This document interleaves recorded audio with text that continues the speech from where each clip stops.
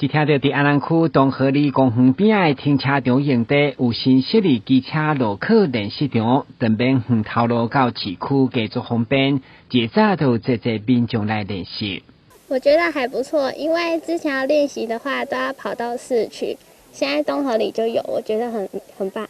根据安南区公所表示，去年伫鹿里门圣母庙边设立机车路口停车场以后，地方回响热烈，所以可能当边的人口密集，需求嘛真悬。该案伫市长黄伟提支持，高雄桥补助经费由公所来领用维设场地甲标志，后续交由东河里办公处维护管理。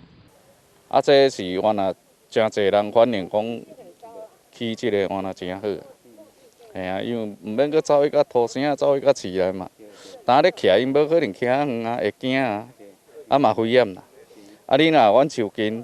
这个民众，因就会当使用安尼，真好啦，气象真好啦。安南区有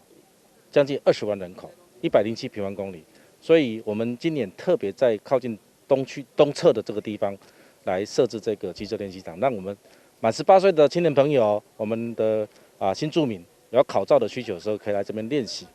同时呢，也刚好是在我们国际棒球训练中心的南侧哈，所以我们来打造一个非常适合青年朋友来居住的地方有喜好棒垒球的，想要了解我们台湾历史的历史博物馆，也可以来练习我们的机车考照的一个练习哈。